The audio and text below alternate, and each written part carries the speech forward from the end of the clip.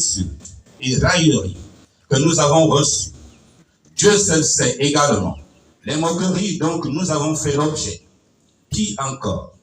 Tous ceux qui, aujourd'hui, collaborent avec le président de la transition ou occupent d'importantes avenues du pouvoir, n'ont cesse de nous traiter de rêveurs. Ah, le rêve. Voici ce qu'écrit le savant gabonais Grégoire Biaouna à propos du rêve. Je cite. Ceux qui rêvent vivent d'abord leurs rêves avant de les voir s'accomplir pour tous, avant que leurs rêves ne prennent forme et ne fassent vivre à leur tour le monde. Accomplissement de leurs rêves, qui se caractérise par la volonté de subvertir la servitude du présent. Fin de citation. Oui, nous avons rêvé, pas avec leurs yeux, mais avec les nôtres. Et nous en sommes fiers. Oui, nous avons rêvé avec les yeux de nos ancêtres, qui ne se trompent jamais.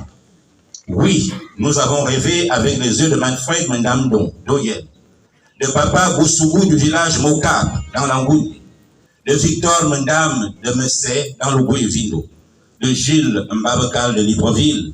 Oui, nous avons rêvé avec tous les sages du village Ayolmeban, dans la province de l'Ogooué-Vindo, qui, en 1972, avaient prédit ces moments. Oui, mes chers amis, nous avons rêvé avec les sages et notables de la République. Oui, nous avons rêvé avec notre sage, Paul Mba Abesso. Son union nationale, créée et avortée le 10 janvier 1990. Son UMPG, créé et avorté le 24 février 1990. Son RSDG, créé et rendu caduc le 4 avril 1990 lors de la conférence nationale.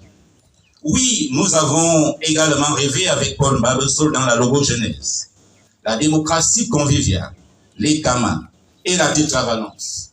Tous ces concepts politiques qui ont tracé éloquemment notre route et forgé notre conviction que seule la transition politique et pacifique est capable de sortir le Gabon de ces crises multiformes actuelles.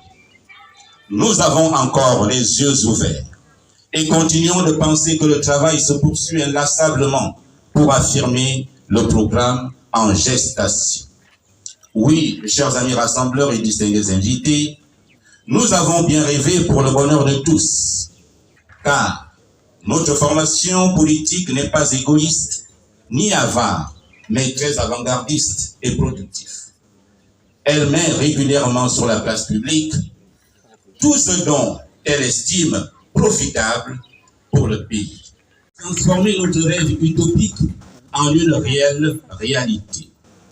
Le Rassemblement pour le Gabon n'est pas prophète, mais mène cependant son combat politique avec les yeux de ses ancêtres.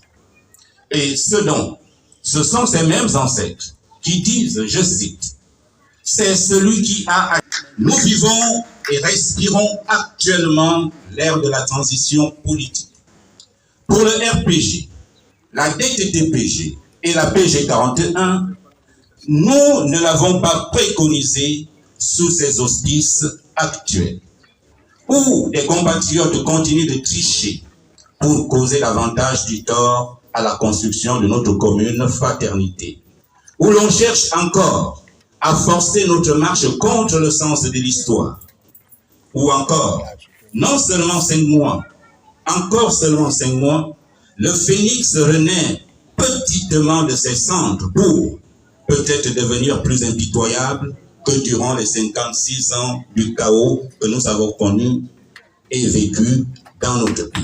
Contributive et solidaire, et où tout le monde a son mot à dire pour qu'ensemble, nous corrigions les maux qui minent actuellement notre pays.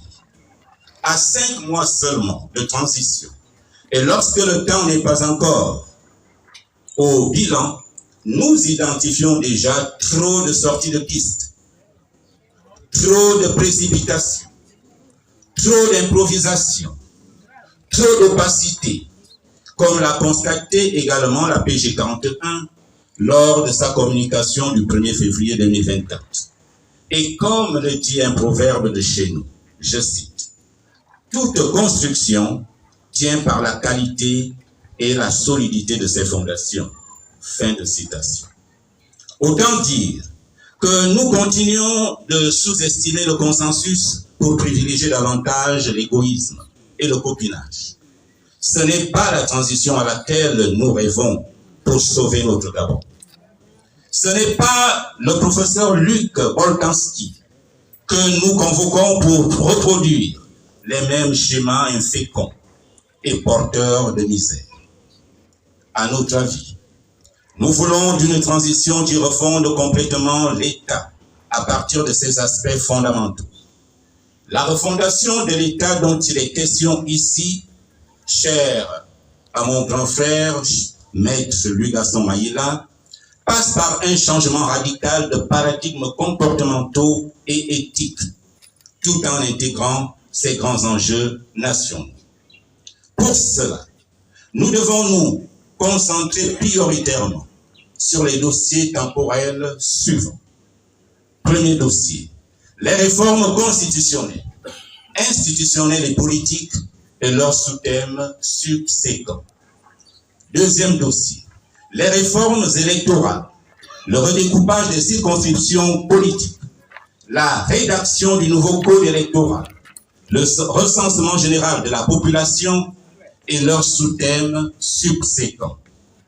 Le troisième dossier doit s'occuper des urgences sociales, économiques des Gabonais. Parmi ces urgences, nous avons entre autres les questions d'éducation, de santé, d'emploi et de la sécurité qui présentent aujourd'hui les signes les plus visibles de la pauvreté de notre pays. Et dans ces domaines, il est absolument nécessaire de mener des réflexions approfondies pour arriver à des consensus forts. Car un peuple sans instruction, un peuple malade, affamé, oisif et craintif ne peut lire aucun avenir dans la transition. L'autre dossier urgent à convoquer sur la table de la transition, c'est l'amnistie générale. Pour tous et pour tous nos compatriotes, ostracisés et privés de leurs droits fondamentaux. Cette amnistie générale aura pour effet de faciliter la réconciliation et de contribuer au rétablissement du cours normal de la vie de tous les Gabonais. En un mot, rendre la dignité à toute personne expulsée du territoire national, exilée, bannie ou condamnée injustement par l'ancien pouvoir. Mais cette amnistie générale ne doit pas se faire à l'emporte-pièce. Elle doit être fortement encadrée par la loi de la République. À ce dossier s'ajoute celui de la création et la mise en place d'une commission nationale vérité, réconciliation et réparation.